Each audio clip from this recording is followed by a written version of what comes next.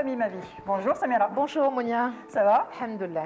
Alors aujourd'hui Samira, dans l'émission, nous allons parler d'un élixir de vie qui n'a jamais pu être imité. Absolument, Oui. un élément vital, le lait. Le lait maternel, exactement. Aujourd'hui, nous allons parler de l'allaitement, l'importance de l'allaitement, comment réussir son allaitement, ça sera tout à l'heure, pendant le débat avec nos spécialistes sur le plateau. Côté rubrique avec toi, on voit? On va de l'étable à la table, on remonte l'histoire du lait jusqu'à 12 000 ans. Waouh, À nos jours. Ça risque d'être très intéressant, donc restez avec nous, surtout pour le débat, bien sûr. Deuxième partie consacrée à la rubrique de Wahida Salim Shrif, Wisha, comme vous le savez, elle est dédiée à la Palestine. Et aujourd'hui, elle va nous parler d'une danse. La danse qu'on voit souvent sur les réseaux sociaux ces derniers temps, elle a fait un petit peu le buzz aussi. Il y a aussi Bellaili qui l'a dansé quand il a marqué un but, je crois. Absolument. Voilà, donc elle va nous parler de l'origine de cette danse, d'où elle vient et pourquoi elle fait le buzz, tout à l'heure en fin d'émission. Voilà le programme qu'on propose. Oui, à tout de suite. À tout de suite après le générique.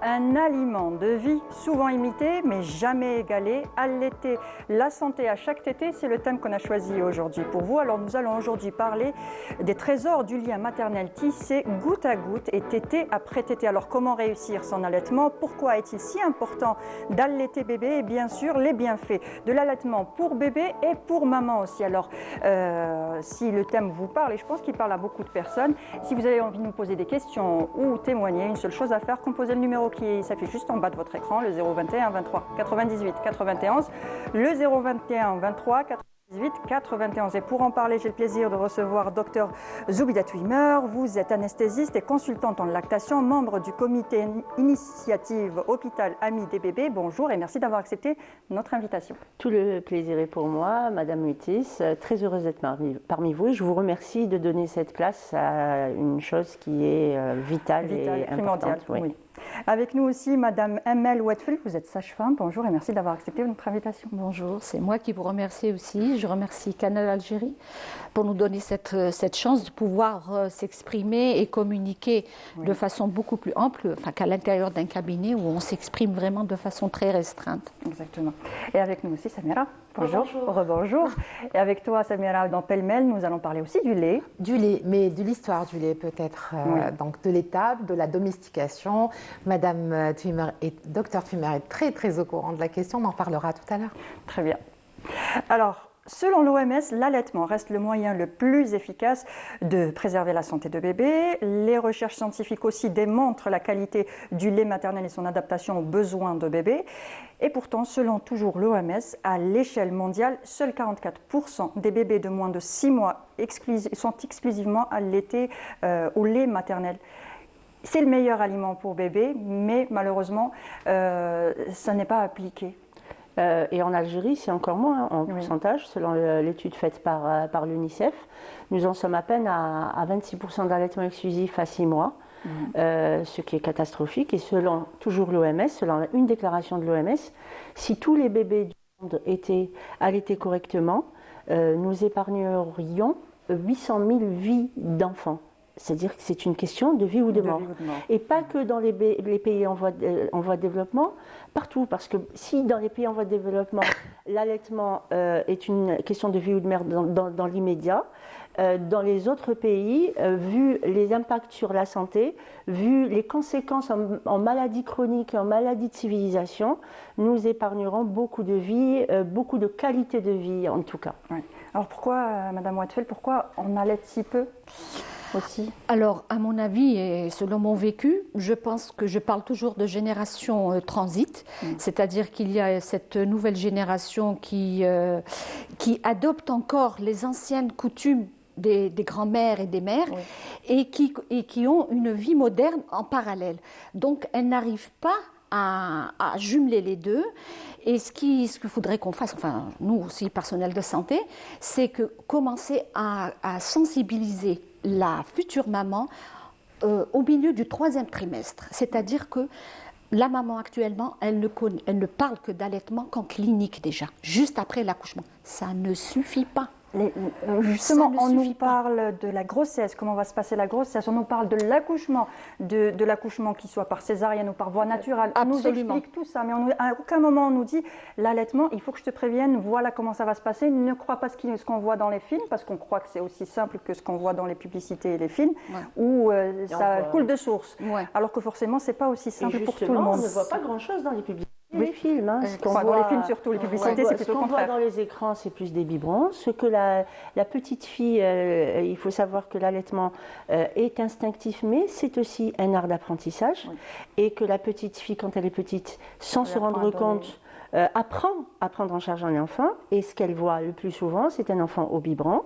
Il faut savoir aussi que, c'est vrai qu'il y a un problème de modernité, de femmes qui travaillent, mais les chiffres nous montrent que même les mamans, femmes au foyer, n'allaitent pas tant que ça, c'est des chiffres presque égaux, et même maintenant on se rend compte que des femmes instruites, que des femmes qui travaillent ont plus tendance à aller essayer d'allaiter coûte que coûte que des femmes qui se laissent vivre à la maison et qui n'ont pas été assez informées et qui croient que c'est un équivalent, le biberon est un équivalent, et qui se retrouvent à donner le biberon.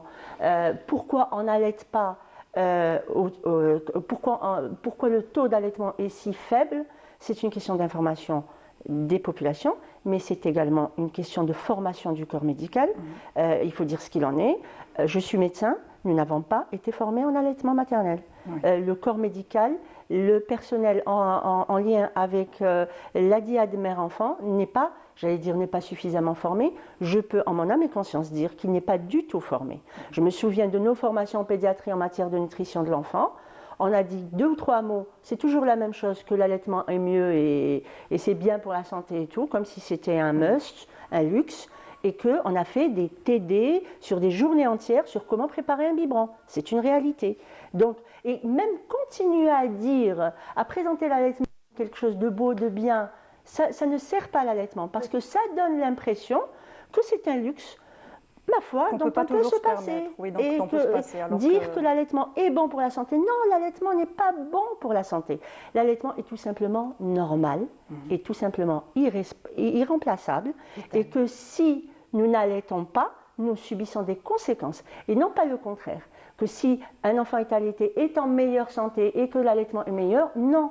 Un enfant non allaité est spoilé dans sa santé. Et un enfant non allaité va subir les conséquences du non-allaitement. Et des conséquences par moments effroyables. Et des conséquences pour la maman aussi. Pour la maman, la santé de la maman, pour la santé et de la maman, du lien mère-enfant, et toutes les conséquences qu'il y a sur toute la société par rapport au lien mère-enfant. C'est pour ça que l'allaitement n'est pas une question de maman, c'est une question de société. Si un pays devait régler le problème de l'allaitement, il devrait faire, et ça c'est déjà fait, mais malheureusement on n'est pas allé plus loin, faire intervenir tous les ministères, y compris le ministère de l'Intérieur. Parce que même en matière de sécurité, on aurait beaucoup moins d'agressivité, on aurait beaucoup moins. C'est une réalité qui est prouvée. L'allaitement fait du bien physiquement et moralement, et ça fait du bien au moral et au physique, psychologiquement aussi, c'est important. C'est-à-dire moins d'agressivité par l'enfant qui est nourri Le lien mère-enfant, c'est inutile de le dire, le lien mère-enfant est capital pour une stabilité de la mère, de l'enfant, et ça a été prouvé même que les mères qui allaitent sont beaucoup moins agressives envers leur enfant que les mères qui n'allaitent pas. Donc c'est une question.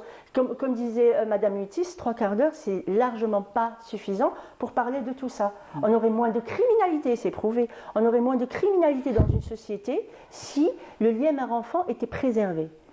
Parce qu'on sait maintenant qu'un enfant qui est aimé va aimer à son tour.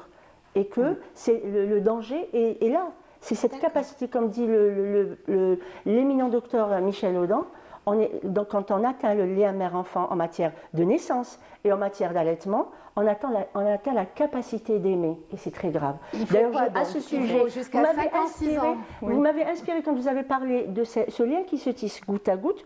Vous ne croyez pas si bien dire, car effectivement, dans le lait maternel, il y a des endorphines, c'est-à-dire des analogues de la morphine, qui passent dans le lait colostral au début, dans les 15 premiers jours. Le lait colostral, c'est-à-dire le mélange, c'est les deux. Le colostrum, c'est sur 48, c'est tout à fait au début. Et le lait colostral, c'est sur 2 semaines. Il y a des drogues, réellement, des drogues qui passent dans le lait maternel et qui sont sécrétées par la mère, dont la mère est imprégnée grâce à l'allaitement. Et que l'enfant reçoit, c'est des analogues de la morphine, des endorphines, et que la mère devienne droguée à son enfant, et que l'enfant devienne drogué à sa mère, et c'est le lien, effectivement, c'est le lien qui se construit par le lait maternel et par le pot à pot, comme on parlait tout à l'heure, qui est quelque chose de miraculeux, puisqu'on va y revenir. Moi, j'aimerais bien dire un mot à ce sujet. D'accord. Alors, ce que je vous propose tout de suite, c'est de suivre un reportage justement sur les bienfaits du lait. C'est Fria El-Hamdi, notre journaliste Fria El-Hamdi, qui nous le propose. Le lait maternel est l'aliment idéal pour les nourrissons. Il est sûr, propre et contient des anticorps qui les protègent de beaucoup de maladies infantiles courantes. Les enfants qui ont été allaités au sein obtiennent de meilleurs résultats aux tests d'intelligence et souffrent plus rarement de surpoids, d'obésité ou de diabète. Par la suite, en outre, les femmes qui allaitent présentent un risque moins élevé de développer un cancer du sein ou des ovaires. Le lait maternel est spécialement adapté pour répondre aux besoins du bébé dès sa naissance. Il a donc des bienfaits pour sa santé et son développement. L'allaitement peut aider à minimiser le risque pour le bébé de contracter un certain nombre de maladies, notamment la maladie cœliaque et l'eczéma atopique, ainsi que les otites, la gastro-entérite, la leucémie infantile. Enfin, le lait maternel est constitué à 88% d'eau. Il contient tous les nutriments et anticorps indispensables à la santé et au développement du nourrisson. Alors voilà, on parlait justement de l'effet de se shooter. Quand le bébé est allaité, c'est exactement ça. Donc il reçoit ces drogues qui vont l'apaiser, qui vont lui faire du bien. Mais aussi ça prévient autre chose, ça prévient la dépendance plus tard. Ben certainement, très certainement. Oui. Et puis il y a des travaux qui l'ont prouvé. C'est-à-dire que travailler justement sur l'angoisse de l'enfant à la naissance, ce contact avec sa mère, ce nutriment, ce sucre magique qu'il reçoit à travers l'allaitement, ce contact avec la mère, on sait qu'on aura affaire à un enfant moins stressé, moins angoissé, et forcément, il y aura des conséquences par la suite. Il y a même des études, c'est-à-dire si on pouvait aller plus loin, ce qui est important, c'est-à-dire que les modalités de naissance qui sont devenues trop artificielles et qui mettent malheureusement en contact l'enfant, ça a été prouvé par une étude, un enfant qui est en contact avec des drogues à la naissance, c'est-à-dire des accouchements vraiment trop médicalisés, des accouchements dont on veut calmer entre guillemets la douleur par des produits artificiels et des produits anesthésiques, il a été prouvé qu'un enfant qui est en contact avec ces drogues-là à la naissance va probablement les chercher à l'adolescence. C'est-à-dire que toute cette relation mère-enfant est de cette importance-là. Toute cette relation au moment de la naissance, le moment de la naissance est un moment très important. Et j'insiste dessus car tout le problème est là, même en matière d'allaitement. Si on rate ce contact à la naissance, on a beaucoup de mal à le reconstruire par la suite. Justement, en parlant de contact à la naissance, il est primordial de faire du pot à pot à la naissance. Je pense que maintenant, on est beaucoup plus informé par rapport à ça. Quand on dit du pot à pot, ça veut dire que dès que le bébé sort du ventre de sa mère, il est tout de suite mis sur la peau de sa maman pour être rassuré aussi, pour retrouver cette chaleur qu'il avait à l'intérieur. Oui. Pour retrouver cette chaleur.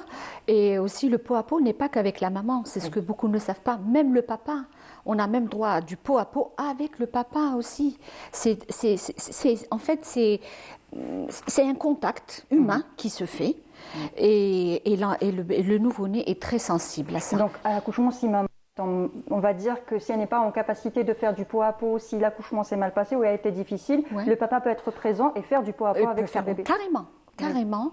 Alors cette histoire de pot à pot, elle est aussi indiquée aussi pour les coliques. Alors c'est magique, franchement c'est vraiment magique pour tout ce qui est colique. Donc au lieu d'aller chercher, comme dit Madame Toumer, aller chercher un produit chimique pour calmer, alors le pot à pot marche très bien. C'est un anticolique. Voilà. Aussi pour les pleurs, je voulais parler aussi des pleurs du nouveau-né. Donc ce qu'il faut savoir, c'est que le nouveau-né peut pleurer tout en étant rassasié, tout en étant lavé, propre. Il y a une période où les bébés pleurent, et c'est normal, je pense. Il y a aussi une jauge, c'est-à-dire que le nouveau-né va jauger sa place. D'accord. Voilà. Il va pleurer pour voir où il se trouve réellement au sein de sa famille. Est-ce qu'il a été désiré? Est-ce qu'on va venir, on accourt vers lui? Est-ce qu'il a réellement une place? Et ça, je le dis aux mamans pour ne pas être trop embêtées par ces pleurs parce qu'ils ont un sens. Ce n'est pas que de la faim, ce n'est pas une couche sale, ce n'est pas des coliques non plus, c'est une jauge affective. D'accord. Et il veut savoir où il est. C'est pas forcément chercher une solution. Ah, il a faim, il faut changer la couche ou autre chose. Non. Il a mal. Il a juste besoin d'être porté, d'être près des parents. Des parents, savoir où il est. Est-ce qu'il a été attendu? Est-ce qu'il est bien l'heureux élu? Est-ce qu'il il est vraiment au sein de sa famille? Voilà. Il cherche de l'affection. Il cherche sa place. Il veut, en fait, c'est une connexion, savoir où il est au niveau de sa famille.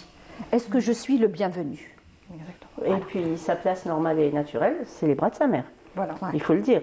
C'est-à-dire qu'on a une culture, surtout dans les cultures urbaines, on voit moins ça dans les campagnes, mais dans les cultures urbaines, ce qui est une aberration. Ah oui, ça, c'est ça que je le dis d'ailleurs. Le bébé est conçu dans le ventre de sa maman, il est porté pendant 9 mois, alors et il va se déshabituer tout à fait naturellement.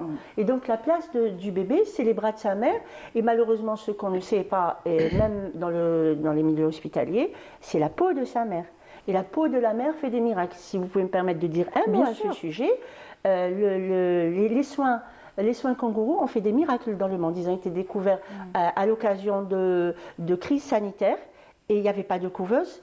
Et ce qu'on a fait, on a mis les bébés contre leur mère et ils s'en sont très bien sortis. Et maintenant, les unités kangourous de par le monde nous montrent à quel point ça sauve la vie. Des petits prématurés, il y a des conditions pour mettre un kangourou, que le professeur Le Ben, qui est le président de notre comité hôpitaux amis des bébés, essaye même d'élargir, parce que dans son unité qui a duré 15 ans à Mustapha, il a montré qu'il a une unité kangourou et le côté où il y a les couveuses. Dans l'unité kangourou, des petits prématurés comme ça, il y a eu 0 décès, 0 infection nosocomiale, parce que le bébé était contre sa mère. Et ce qu'on sait, par exemple, je vais vous le dire, physiologiquement, c'est-à-dire que le pot à pot fait des miracles réellement sur le corps. Docteur Twimmer, combien de temps? 24 heures sur 24. Jusqu'à ce qu'il puisse se rétablir. Jusqu'à ce qu'il, plus ou moins, qu'il puisse être autonome du corps de sa mère. C'est-à-dire que la couveuse, en réalité, essaie artificiellement de remplacer le corps de la mère, qui est fait pour ça. Alors, je vais vous dire qu'un petit exemple de la physiologie adaptée de l'organisme maternel, c'est que quand un bébé est en pot à pot contre sa mère, la température entre les deux seins augmente de 2 degrés. C'est-à-dire qu'il n'y a pas de risque, bien au contraire. Elle le protège contre l'hypothermie. Ça régule. Je vais vous dire aussi qu'un bébé qui a de la fièvre, la peau de la mère va baisser en température. Mieux encore, si une maman a des jumeaux, et qu'un des jumeaux a de la fièvre et l'autre non, si elle pose les 2 bébés contre la peau en face du bébé qui a de la fièvre va baisser et la peau en face du bébé qui n'a pas de fièvre va augmenter. C'est pour vous dire le miracle de la relation mère-enfant. Et ça sauve la vie. Et ça, sans que la mère se rende compte, elle s'éduque à la prise en charge de son enfant. Ça devient une maman hyper compétente sans même le savoir, parce que ça éveille son savoir qui est inscrit dans ses gènes. Oui. Et malheureusement, le drame qui se passe, c'est cette séparation.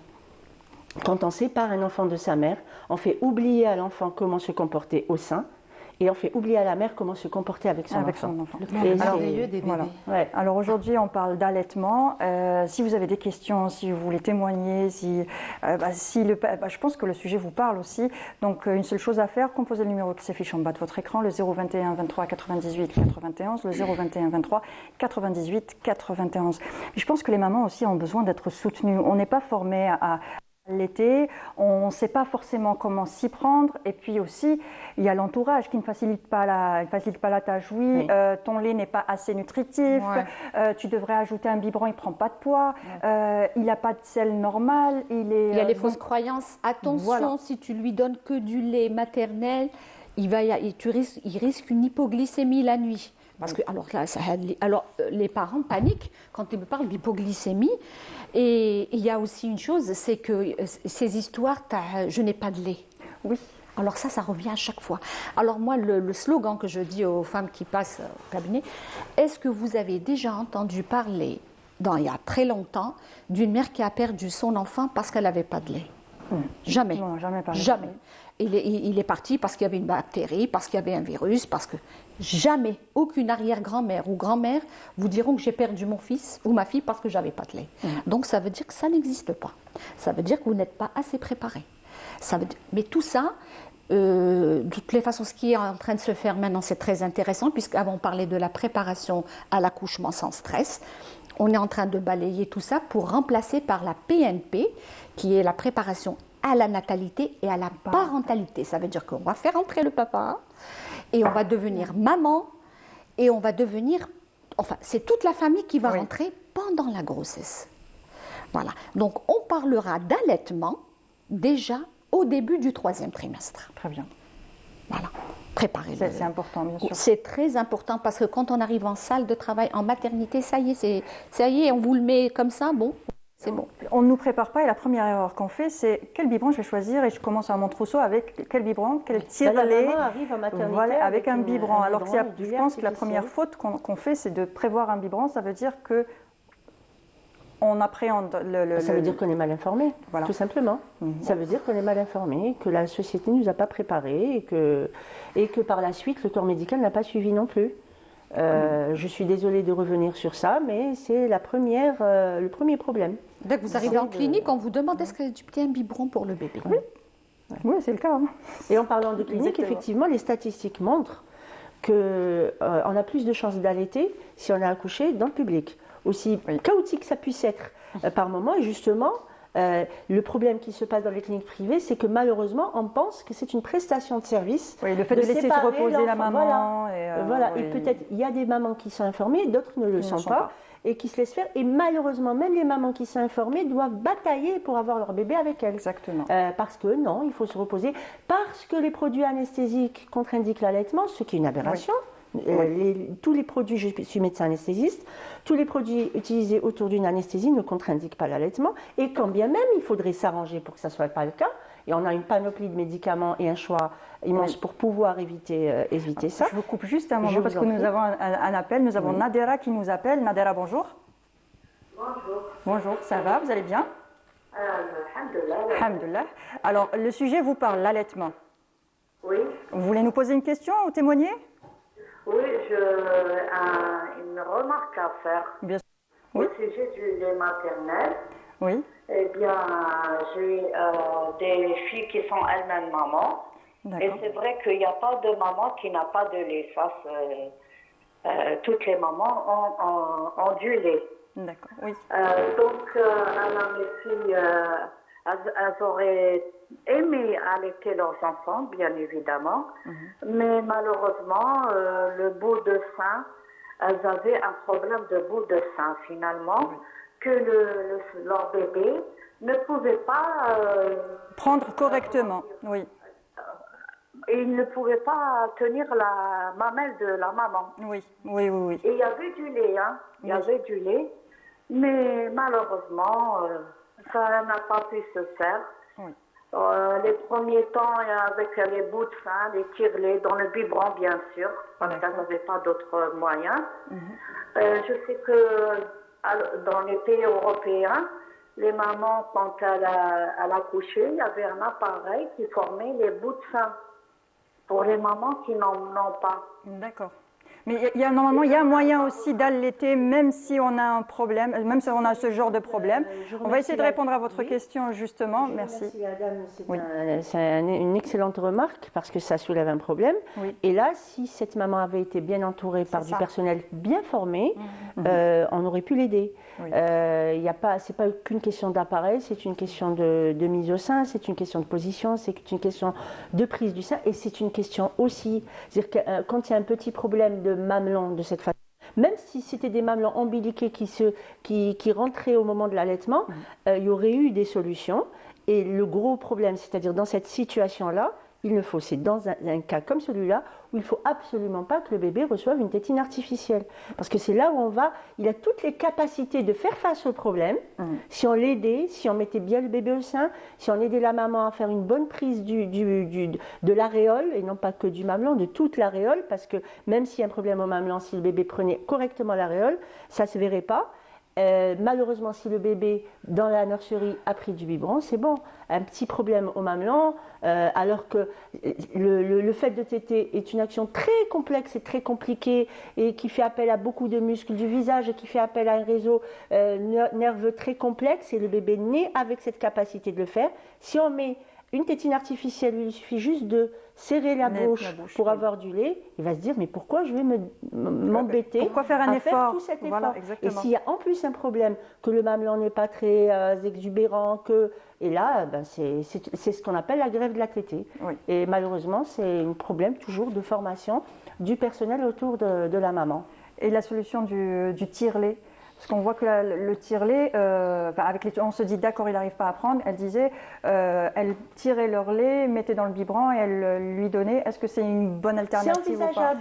C'est-à-dire que quand vraiment le bébé n'a pas pris le sein, il y a beaucoup de mamans ce qu'on appelle des mamans tire-allaitantes. Oui. Mais même là, il faut qu'elles sachent le rythme auquel il faut tirer, la quantité, le temps, les tire-laits qu'elles utilisent, le fait qu'elles peuvent ne pas utiliser de tire-lait aussi, le fait que tout ça, mais en réalité, le problème a une solution au départ. Oui. Mais si vraiment on est arrivé à un temps où c'est trop tard, où il n'y a pas de solution, la solution du tire-lait existe, c'est possible, c'est très contraignant pour la maman. Mais c'est possible aussi. Mais en même temps, c'est un être humain qui a peut-être un travail, qui a peut-être des occupations. Mais sinon, c'est envisageable, mais c'est pas évident. Hein. Franchement, c'est pas évident. Justement, je voulais revenir sur ces histoires de mamelons ombiliqués. Alors ça se travaille à la fin du 3e trimestre. D'accord. On travaille les bouts de sein. Ça, pour les préparer, pour ne pas retomber dans cette histoire. Pendant la grossesse, c'est ça? Oui, en fin de grossesse. En fin de grossesse, juste avant c'est des exercices. Oui, concrètement, c'est quoi? On travaille le sein. D'accord. Il faut les chiens qui c'est une sorte de massage qu'on C'est un massage qu'elle fait régulièrement au niveau du sein, du mamelon, tout ça, avec un petit modèle comme ça, un bébé, pour lui apprendre toutes les positions qu'il faut, comment le mettre, les différentes positions. Donc déjà, quand elle arrive, comme l'a si bien dit Eldam, elle aurait beaucoup moins paniqué. Oui. Elle aurait eu les premiers gestes. Vous comprenez? Oui. Tout l'intérêt est là. Elle ne serait pas face à l'inconnu. Elle aurait déjà une idée, elle saurait au moins que ça ne va pas forcément bien se passer les premiers jours ou la première tétée. Déjà, si ça fait mal, ça veut dire que la position est mauvaise. Justement, parce qu'en général, on dit... quand on voit en image, on n'a pas l'impression que ça fait mal, mais beaucoup de mamans disent ça fait mal, il y a le problème des crevasses et tout ça, donc on ne sait pas forcément quoi faire. Tout ça, on peut l'éviter en fin de grossesse. Oui, la douleur n'est pas normale. Ça vous fait mal, vous êtes mal positionné. D'accord. Ça veut dire que le bébé est mal positionné par rapport à la... Vous avez un mamelon ombiliqué, on ne l'a pas travaillé. D'accord. Voilà. Là, choisissez la meilleure position qui vous... Alors, il y en a 2 ou 3. Mais donc, il y a une solution quand il est embelliqué, on peut, on peut intervenir, on peut... Mais je reviens toujours à... Moi, il n'y a quasi pas de problème sans solution. Je reviens toujours aux méthodes ancestrales. Mais avant, il y avait des femmes qui avaient ce problème-là. Elles ont allaité. Voilà. Et donc, comme l'allaitement, c'est jusqu'à l'âge de 5 ans, si je ne me trompe pas, c'est ça? On peut allaiter... 2 ans. Ah non, mais j'ai 5 ans. 5 ans, c'est quand même beaucoup. Non, je pense que c'est en rapport avec votre chronique. Voilà, c'est en rapport avec la chronique. Elle le faisait antérieurement. Oui, on peut en parler, bien sûr. Donc, je me dis, il y a quand même... Il y a une marge, quoi, pendant quelques années. Le problème, c'est l'installation de l'allaitement, parce qu'une fois que c'est installé, après, ça coule de source, si j'ose dire. L'allaitement, c'est où ça passe, où ça casse. Et il ne faut pas rater. Moi, je dis toujours... Ça reste quand même récupérable. Comment? Ça ne casse pas complètement. Non, mais attendez. Quand je dis que quand on dépasse vraiment, quand la maman reprend le travail et que et ça s'est mal passé, elles ne reviennent pas, madame. Ça, je l'ai vécu. Hein. Elles ne reviennent pas. C'est pas évident. C'est pour ça que je vous dis que c'est une génération transit, parce que même si avant il y avait des femmes au foyer qui passaient au biberon, elles travaillent, elles ne reviendront jamais vers l'allaitement parce qu'elles sont prises dans l'engrenage. Oui. C'est éreintant. Oui, c'est fatigant, c'est pas toujours évident, même si on a des heures d'allaitement qui ne sont pas suffisantes. Ça ne suffit pas, les heures d'allaitement. On est bien d'accord que c'est pas suffisant. Alors, je rappelle le numéro de téléphone, on est en train de parler d'allaitement aujourd'hui, donc je pense que ça vous parle. Je ne vais pas vous demander si ça vous parle. Appelez-nous, posez des questions. C'est 021 23 98 91, 021 23 98 91. Alors, juste quand on a installé l'allaitement ou qu'on a encore du mal, on tâtonne encore et qu'on doit reprendre le travail. Soit on l'a installé, soit on ne l'a pas encore installé, on doit reprendre le travail. On n'a que 3 mois de congé de maternité. Et puis on a les heures d'allaitement. Donc comment faire? Est-ce que je dois tirer mon lait et le garder au frais pour le donner à bébé? Ou surtout si... Oui, c'est envisageable, effectivement. On peut rester sur un allaitement exclusif, même en travaillant. On peut tirer le lait, il faut savoir qu'on peut très facilement le stocker, que c'est un lait qui se défend très bien, contrairement, c'est-à-dire que ce n'est pas le lait industriel qui a perdu sa vitalité et qui est très vite endommagé. Le lait maternel est vivant. Il y a des études qui ont montré que la quantité de bactéries qu'on trouve dans le lait au moment de le tirer et une demi-heure ou 1 heure plus tard est plus basse parce que le lait les a contrôlés, le lait les a tués parce qu'il y a des éléments vivants. Il n'y a pas que des anticorps, il y a des cellules vivantes. Hein. C'est quelque chose d'extraordinaire. On pourrait en parler pendant des heures.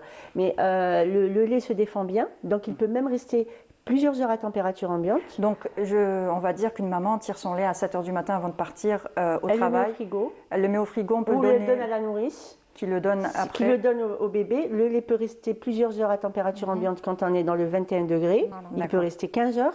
Il peut rester 8 jours au réfrigérateur, jusqu'à 8 jours au réfrigérateur. Il peut rester 3 semaines dans un freezer à l'intérieur d'un réfrigérateur. Il peut rester plusieurs mois dans un congélateur séparé. Et après, il suffit de le décongeler, pas sur le feu bien sûr, ou à température ambiante, ou de le décongeler dans le frigo la veille, ou de le décongeler dans un chauffe vibrant, ou sous un robinet, ou il ne faut juste pas le mettre directement sur le feu pour ne pas tuer. Pour garder les... Bon, il faut savoir que le lait réfrigéré garde sa vitalité. Le lait congelé ne garde pas les éléments vivants, mais il garde toutes les autres qualités. Donc, c'est tout à fait faisable. Et il faut savoir aussi, que certainement, c'est de l'ironie. Hein. Oui, c'est pas mieux, c'est incomparable. Il faut savoir aussi que c'est vrai que l'OMS parle d'un allaitement exclusif jusqu'à 6 mois, mais quand une maman travaille, il est peut-être plus intéressant pour elle d'avancer un peu la diversification plutôt que donner du lait. Maximum 4 ans pour l'OMS, c'est ça? Maximum 2 ans. Je ne sais pas pourquoi je reste sur c'est pas un maximum. C'est pas un maximum, on peut aller plus loin. Mais ce qui est préconisé, dans votre rubrique, justement. Voilà. Ce qui est préconisé, c'est 6 mois exclusifs et au moins 2 ans. Et au moins 2 ans avec l'introduction d'une alimentation. Donc, on peut avancer la diversification au lieu de... Il faut savoir qu'un bébé qui est bien diversifié, elle peut même ne plus tirer son lait. Elle est à un âge du bébé où sa lactation est bien établie. Donc, elle peut juste se contenter de l'allaiter quand elle revient. Et il faut informer les mamans aussi que quand elles reprennent le travail, que toute cette séparation, l'enfant va tout faire pour la récupérer, donc il va se réveiller plus souvent la nuit. C'est quelque chose de normal parce qu'elles peuvent trouver que c'est pas normal, qu'il est peut-être malade, mais il faut savoir qu'il va juste essayer de récupérer, c'est pas plus grave que ça. Donc elle allaitera un peu plus pendant qu'elle est avec lui, et quand il est chez la nourrice, ou il est allaité exclusivement, il recevra du lait tiré. Ou s'il est bien diversifié, il peut manger pendant l'absence de la maman et quand elle reviendra, elle allaitera. Très bien. Bien que on souhaite pour tous les bébés que leur maman reste avec eux le plus longtemps possible. Exactement, c'est la meilleure solution. Moi, j'aimerais beaucoup savoir si les femmes aujourd'hui font toujours appel au temps. Je sais qu'avant, c'était normal de faire appel à la sage-femme. Mais est-ce que ce métier est toujours autant choisi et alors, qui dit sage-femme, enfin, quand on parle sage-femme, on pense tout de suite à coucher. Oui. Voilà. Alors, écoutez, c'est vrai qu'en ce moment, c'est pas très très fréquent. On la voit toujours au bloc ou alors en centre de PMI.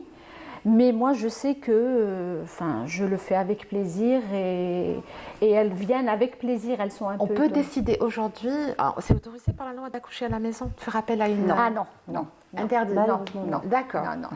Ça peut arriver accidentellement, mais ça oui, voilà, accidentellement. En plus, avant, c'était courant. Oui. Mais après, là, c'est-à-dire là, vous parlez de maison de naissance. À la maison, dans son lit.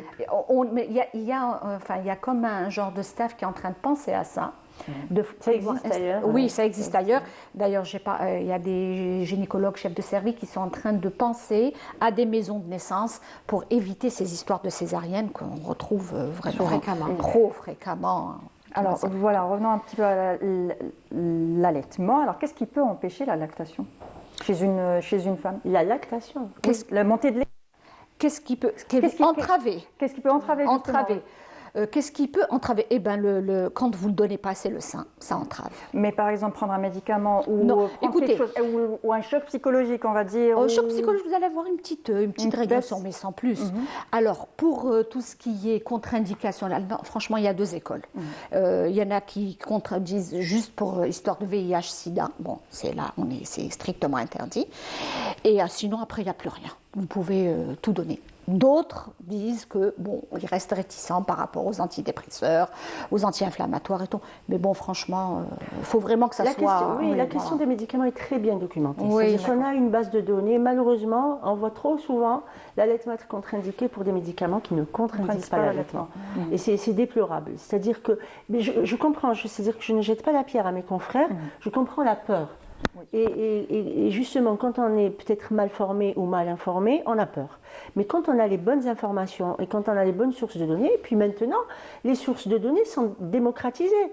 Les mamans elles-mêmes peuvent aller vérifier si un médicament, il y a des sites internet très fiables, et je cite à tout hasard 2 ou 3, comme le CRAT, qui est très fiable, on peut vérifier si un médicament contre-indique ou pas. Le médecin peut le faire et malheureusement... Mais la notice aussi, c'est indiqué Non, sur la notice. la notice n'est pas à prendre en considération, ni la notice, ni le Vidal. Parce que ils prennent, c'est-à-dire que c'est le principe de précaution pour eux. D'accord. Ils préfèrent juste le fait que, pour beaucoup, juste le fait que le médicament passe dans le lait, ils le contre-indiquent. Alors que c'est pas le cas. Et puis ça me fait sourire parce qu'on donne à la place quand on contre-indique pour un médicament qui n'est pas contre-indiqué mais qui passe dans le lait, on va donner du lait en boîte. Et Dieu sait ce que reçoivent ces vaches comme produits chimiques pour pouvoir donner du lait. Ce lait. C'est effroyable, mais on le donne. Et on préfère, alors que, ma foi, un anti-inflammatoire qui passerait un peu, même un antibiotique qui passe un peu, c'est beaucoup moins néfaste que de priver l'enfant du lait maternel. Donc, j'en appelle à mes collègues de bien s'informer avant de contre-indiquer l'allaitement. C'est-à-dire que la situation d'allaitement dans notre pays est telle qu'on ne devrait même pas parler du problème des médicaments ni rien. Les femmes d'allaitement n'allaitent pas même si elles n'ont pas de médicaments. Alors quand elles ont des médicaments ou qu'elles ont un petit bobo ou que là c'est bon, c'est mort. Donc vraiment... C'est quoi? C'est de la fainéantise? Non, c'est peut-être... C'est-à-dire c'est mal savoir ce que c'est que le lien mère-enfant. Hein. C'est vraiment quand on laisse faire... Quand on laisse faire le lien mère-enfant, elle remuera ciel et terre pour pouvoir donner le meilleur pour son enfant. Et elle veut donner le meilleur pour son enfant. Et si une maman n'allaite pas, je le dis en mon âme et conscience, c'est qu'elle est mal informée, c'est qu'elle n'a pas les bonnes informations, c'est que souvent elle croit qu'il y a un équivalent et que tout le monde, même le corps médical pense qu'il y a, même les hommes de religion, malheureusement, pense qu'il y a un équivalent. Il y a une maman qui est médecin qui m'a dit qu'elle a posé la question à un imam, c'est-à-dire que c'est pour vous dire que la formation doit se faire à très grande échelle. Elle lui a dit, est-ce que نقدر ما نصومش يعني نرضع واني نعيا وest-ce que نقدر ما نشرب. On sait qu'il y a une dérogation en matière d'allaitement pour le ramadan. Et le imam lui a dit, c'était le cas, mais maintenant, كاين بديل, il y a un substitut. Si vous êtes fatigué, vous donnez le biberon. C'est qu'on n'est pas assez informé. Et donc là, c'est qu'on n'est pas assez informé. C'est que là, on n'est pas assez informé qu'on est en train de spolier l'enfant dans son droit de recevoir la chose qui est faite pour lui. Et non pas la meilleure, mais la seule, en réalité, qui existe pour lui. Bon, il faut faire campagne alors, Monia. Oui, bien sûr. Mais on est là pour ça. Il faut, voilà. Attendez, on a un appel. Alors, je crois qu'on a un appel. On a Rania qui est avec nous. Bonjour, Rania. Allô? Oui. Ça va très bien, merci et vous? Allô? Alhamdulillah. شوفي madame, جبني سوجي اللي درتو سي بور سا عيطت. كونسيرنون برك انا عندي وليدي درك عنده 3 موا. في الديبي عطيتو سما باش يرضع. ابخي ما حبليش. دونك نمدلو يفحم يعود يبكي وما حبش ومالغري عندي الحليب. مي هو ما حبش ياكسبتي الحليب من عندي خلاص. وش سي با تبعت قريت في اليوتيوب حبيت نشوف لي بوزيسيون مي لا بوزيسيون اللي نديرها ما ياكسبتيهاش خلاص. اسكو عطيتي له ان بيبرون كي كان ما يحبش؟ بيان سور انا زيد سيزاريان ماشي فوا ناتورال. Donc, ils aussi attachés au biberon. Parce que je suis قعدت 2 jours à la clinique. D'accord. D'accord, très bien. Oui, vous voulez lui poser une question? La cause est explicite. C'est un bébé qui a reçu des tétines artificielles, un biberon ou une sucette. Il faut savoir que la sucette elle-même, même si on ne donne pas de biberon, est pourvoyeuse de confusion, ce qu'on appelle de grève de la tétée ou de confusion de synthétine. Et donc le bébé a reçu une tétine artificielle qu'il a confondue. Voilà. Et donc il ne veut plus du sein parce qu'il a été d'abord séparé. Et on en revient au problème de la césarienne. L'OMS dit que si dans un village, une ville, une structure ou un pays, on dépasse 14% de césariennes, c'est qu'on a dépassé la norme. C'est-à-dire que la césarienne peut être nécessaire dans pas plus de 14% des cas. Nous n'avons pas de statistiques, mais nous sommes proches du 50%. On sait que une maman peut allaiter si elle a été césarisée, mais on sait que le bébé va être séparé. Quand on va dire à la maman, vous recevez des antibiotiques, vous recevez des antidouleurs, vous n'allaitez pas, puis c'est un cercle vicieux. C'est pas le bébé les mahab, c'est que le bébé a été confus. Quel conseil on peut donner aujourd'hui à cette maman? On peut lui dire qu'elle peut reprendre 3 mois. Oui, c'est du boulot, mais elle peut reprendre. Elle peut reprendre, mais c'est bon, elle a besoin de professionnels qui l'entourent. Vous faites partie d'une association? Oui, allaitement maternel, elle peut contacter l'association. L'association qu'on va retrouver sur Facebook, c'est le nom de l'association? Allaitement maternel Algérie. Voilà, allaitement maternel Algérie. Essayez de contacter Dr Twimer et vous aurez toutes les solutions. Donc c'est récupérable. Oui, c'est récupérable. À 3 mois, oui, je pense que c'est jouable. C'est jouable. Voilà. Avec beaucoup de peau à peau, avec le fait d'enlever les tétines artificielles, mais comme on enlève les tétines artificielles, c'est une technique, c'est un travail à faire. Il faut se boucher les oreilles surtout. Voilà, ne pas écouter les autres et se faire confiance et y aller. On passe à la rubrique de Samira Hadjamal. Le temps passe très vite.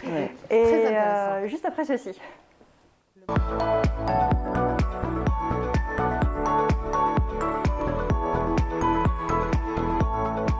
Alors, on va revenir sur l'histoire du... Alors, de l'étable à la table, c'était la thématique. Le lait est consommé depuis 12 000 ans. En tout cas, c'est l'élément vital que partagent pratiquement toutes les civilisations. Les plus anciennes traces d'élevage laitier se situent d'abord au Moyen-Orient, donc Palestine. Moi, je reviens toujours à la Palestine. Palestine, cœur du Moyen-Orient, mais aussi l'Arabie, en fait, toute cette région. Cœur de nos cœurs aussi. Exactement. Et elles ont été tracées à 12 000 ans.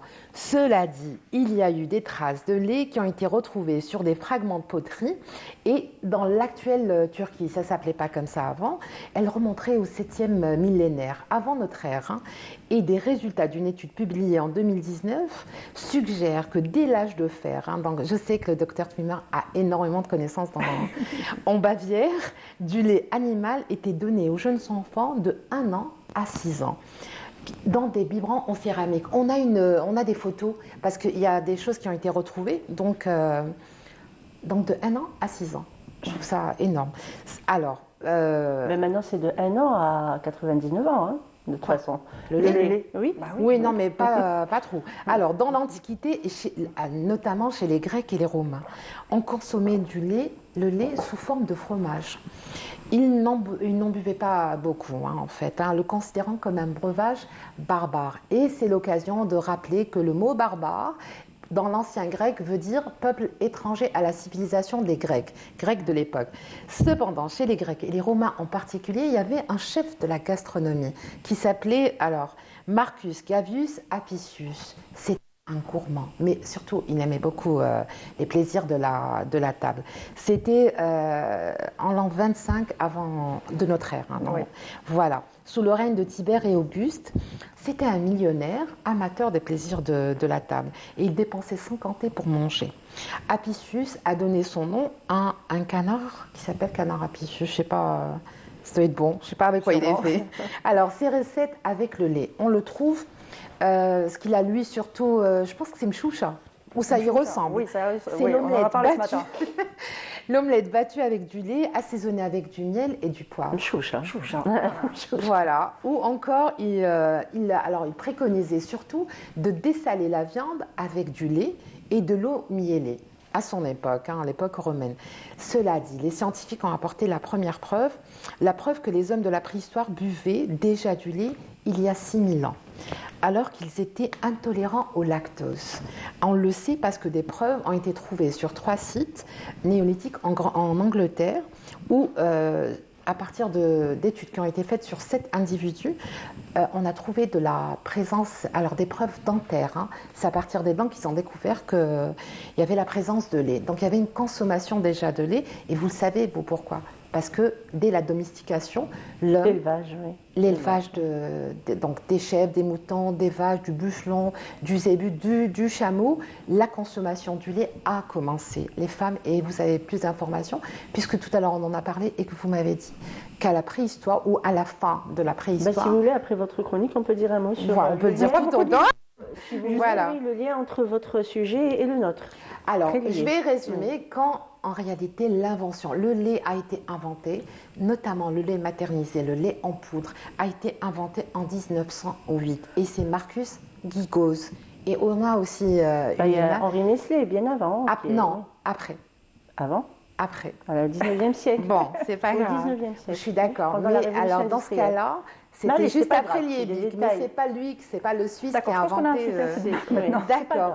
Alors, je vais juste donner la recette. Elle est basique, mais oui, c'est en chauffant le lait sous vide à basse température qu'on reconstitue en fait avec de l'eau le lait, en fait avec toutes ses qualités nutritives pour lui. Est-ce que vous êtes d'accord, docteur?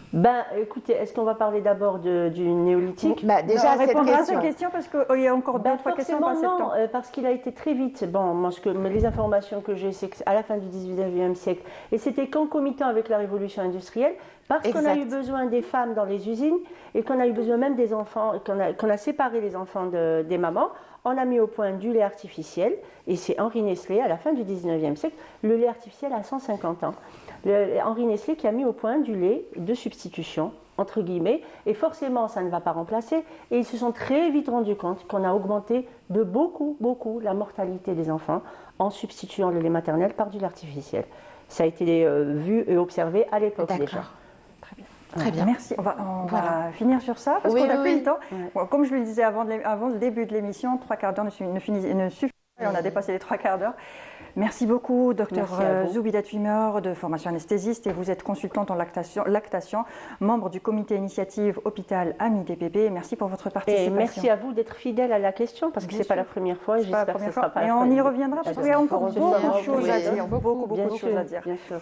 Madame Amel Ouatfoul, vous êtes sage-femme. Merci à vous d'avoir participé à l'émission. C'est moi qui vous remercie. Je voulais juste, est-ce que j'ai le temps de lâcher un petit quelque chose Rapidement, oui. Oui, alors, s'il vous plaît, mesdames, réorganisez vos grossesses et réorganisez vos vies en postpartum, c'est-à-dire après la maternité. Ce n'est plus pareil, il faut revoir tout ça pour pouvoir allaiter à l'aise. Oui. Voilà. L'importance, c'est le bien-être de la maman et du bébé. C'est pas la maison qui doit être propre ou faire à manger ou quoi que ce soit. On se concentre sur le bébé et le lait qu'on On reçoit personne après la naissance. Allez, voilà. Sauf des gens qui peuvent aider à la maison. Exactement. Voilà. Merci Samira pour ta rubrique. Merci à vous. Merci. Et on se retrouve juste après ceci. لأجل الوطن سوية هيو شعب الجبارين عم يتنفس حرية حب الفلسطينية لأجل الوطن سوية هيو شعب الجبارين عم يتنفس حرية دل عند العونة ونجد الجد نفدي ترابك وطننا ونهز الأرض فلسطينية احنا واليد باليد وبعون الله بالعالي المعنوية الفلسطينية لأجل الوطن سوية هيو شعب الجبارين عم يتنفس حرية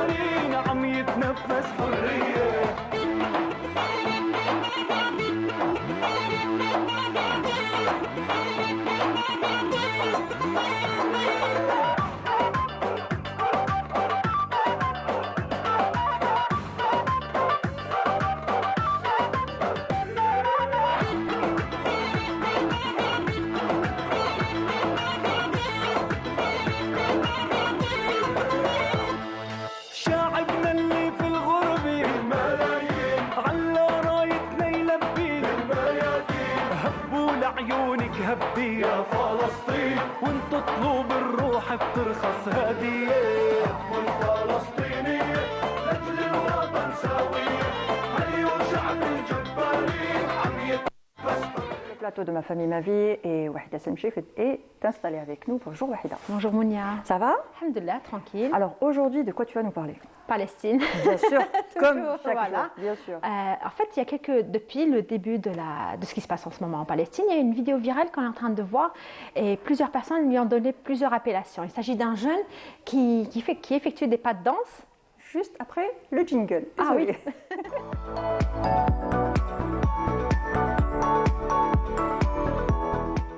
Alors, J'étais pressée de partager les moi aussi, informations. j'étais pressée aussi. Alors, on va d'abord partager la vidéo, ensuite pour Alors, on va rafraîchir parler d'une danse qui a fait, on va dire, le buzz sur les réseaux, c'est Exactement, ça? c'est une vidéo virale qui se partage de plus en plus. Ça devient un trend en ce moment. Exactement. Plusieurs personnalités publiques reproduisent à travers le monde ces pas de danse. D'accord. Est-ce qu'on peut la voir? Et voilà. Voilà. On a une image. Voilà, il s'agit de cette vidéo où on voit très bien le jeune effectuer des pas de danse. Plusieurs personnes l'ont appelé la danse de la liberté, d'autres la danse de la mort. Mais est-ce que c'est la danse de la liberté ou de la mort? La question qu'il faut se poser. Exactement. Il s'agit tout simplement de la debka palestinienne. D'accord. Alors, la dernière fois, elle parlait de Samonia. Attendez. On écoute. Alors, Voilà. si on a bien regardé la vidéo, les pas de danse, c'est la debka. C'est la même manière, sauf que la dernière fois quand j'avais parlé de la debka, souvent elle est pratiquée en groupe et on peut la faire en individuel. Pourquoi les Palestiniens dansent la debka? C'est pour exprimer un sentiment de victoire, de tristesse, mais surtout ils associent toujours en fait les pas de danse qu'ils appuient sur la terre. Notre terre nous appartient. Donc, en effectuant cette danse, ça ne veut pas dire que c'est une danse de la mort ou une danse de joie ou de la liberté. Non. C'est la danse de la résistance. Exactement, c'est la danse de la résistance et ils rappellent à chaque fois par leur pas de danse que leur terre leur appartient. Voilà. Très bien. Donc, ça, c'est la première information que je voulais partager avec vous. Il y a la deuxième information. Comme aujourd'hui, c'est la journée internationale de la solidarité avec le peuple palestinien. Malheureusement, dans certains pays, on ne peut plus arborer le drapeau palestinien. Sur les réseaux sociaux, non plus. Donc, on a trouvé un autre signe. Exactement. C'est la pastèque, la pastéquine. Donc, on a plusieurs photos. Pourquoi avoir choisi la pastèque? Tout simplement parce qu'elle a les 4 couleurs du drapeau palestinien. D'accord. Il y a le rouge. Ça, c'est le drapeau, mais c'est les couleurs qu'on retrouve aussi dans la pastèque. Exactement. Donc, il y a le rouge, le noir, le blanc et le vert. La pastèque, d'ailleurs, plusieurs créateurs et dessinateurs ont dessiné la carte géographique palestinienne pour pouvoir la partager. En fait, pour ne pas être bloqué ou pour pas nous interdire de parler de la Palestine ou de ce qui se passe, on a trouvé d'autres moyens. Notre jeunesse, elle est connectée, donc ils sont créatifs, ils essaient à chaque fois de trouver des nouvelles solutions. Et en même temps, pour ceux qui veulent partager des informations sur la Palestine, maintenant on n'écrit plus Palestine, même en français on écrit Palestine. C'est pas pour se faire bloquer. Et Voilà. on met des photos de pastèque à côté. Si on veut parler de Palestine, je peux dire free pastèque avec la photo et les gens vont se dire pourquoi elle dit free pastèque? Mais pastèque, c'est la Palestine. Mais comme on est, je pense que tout le monde maintenant est au courant que la pastèque, ça représente justement, c'est pour parler de la Palestine, Oui. pour pouvoir écrire tout cela sur les réseaux sans être bloqué, Exactement. supprimé ou autre chose. Oui. Malheureusement, dès qu'on dit ce qui se passe, dès qu'on raconte ce qui se passe, on nous bloque, mais on trouve toujours des solutions pour pouvoir véhiculer au monde entier ce qui se passe en Palestine. Très bien. Donc la danse, qui n'est pas la danse, on l'appelle comme on veut, hein, la danse de c'est la la liberté. debka. Mais en réalité, c'est juste la debka. C'est vrai que ça ressemble un petit peu à la danse, on a dit des Amérindiens, parce Oui. qu'on a beaucoup comparé avec la danse des Exactement. Amérindiens, donc on a dit que c'était les Amérindiens. Ça ressemble dans le fait de taper les pieds sur la terre, mais au final, c'est la debka, tout simplement en solo. C'est une forme d'appartenance à la terre, pour dire que Voilà. notre terre nous appartient. D'ailleurs, dans chaque pays, nous retrouvons une danse similaire.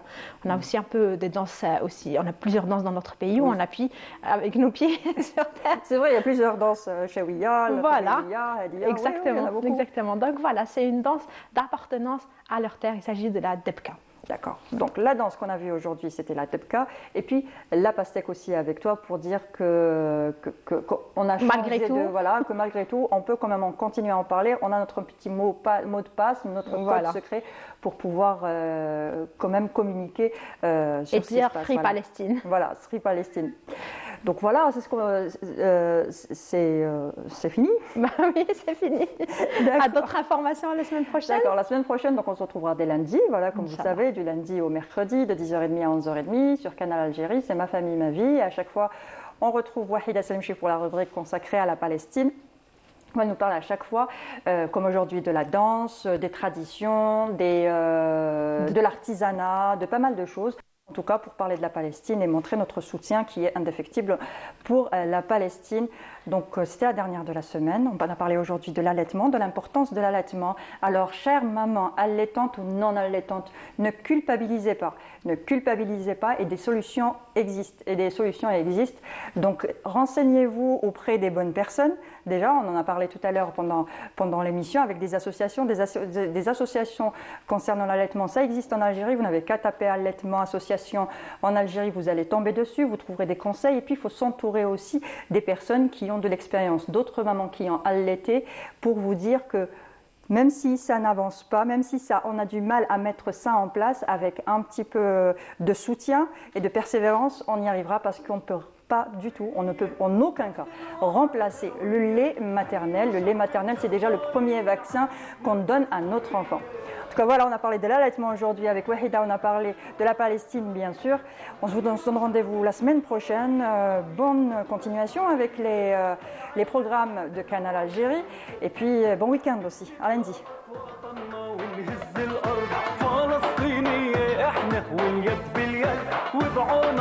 بالعالي المعنوية حب الفلسطينية لأجل الوطن ساوية ونغير شعب الجبارين عم يتنفس حرية